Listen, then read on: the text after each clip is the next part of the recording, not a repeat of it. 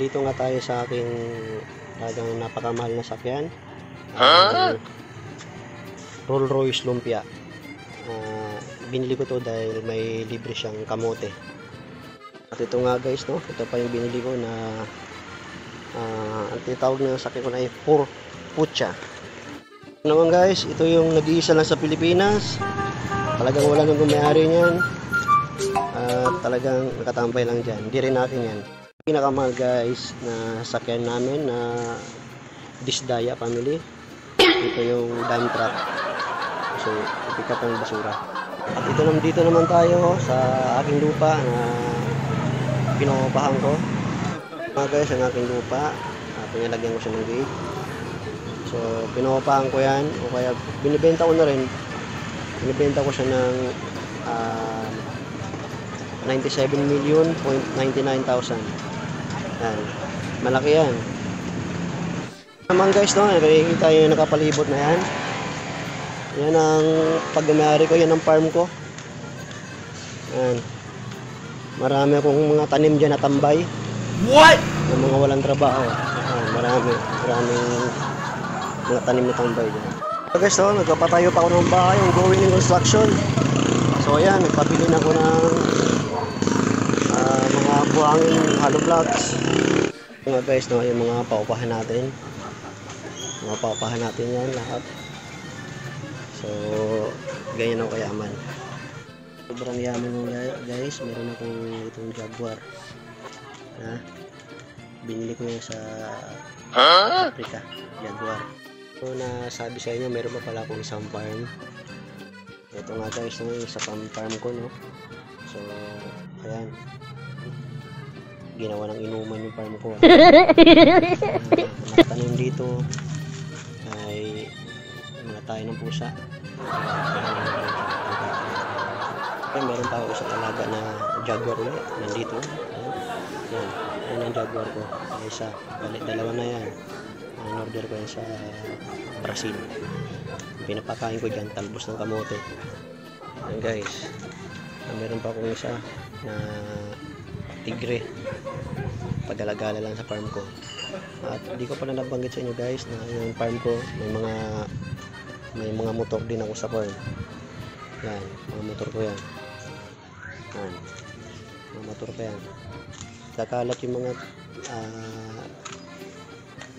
tigre ko dito sa bahay. Yung tigre ko mayroon pang habulin mo pa ako dito na tayo sa aking mansion. So, pakita ko sa inyo mansion namin.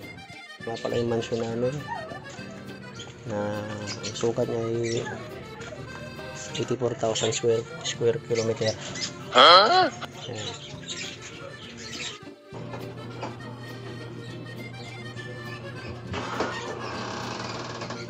Dito na tayo sa mansion. Pakita ko sa inyo mga gamit namin. Simulan natin sa pinto. Itong pinto na to guys, in-order ko to sa Italy. So, mga 2 buwan pa bago dumating. Sunod natin na itong mahal kong mirror.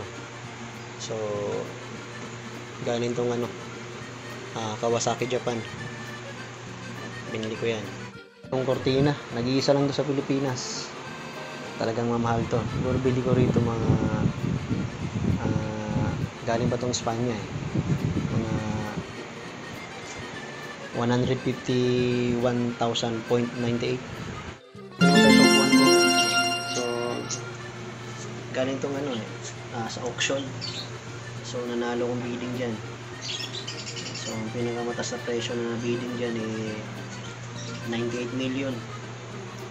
So yan. Siyempre hindi nang papahuli yung aming made in Nepal. Yan ang selling pa namin na nagkakalaga ng mura lang, siguro mga 45,000. Mura lang yan. Siyempre ito yung chandelier na walang ilaw.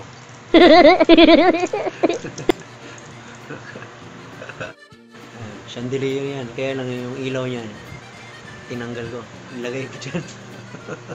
Yan. Kaya walay lang siya. Malaga sa bahay kung mayaman ka dahil maraming LC. Yan. Yan. Yan ang taong mayaman, diba?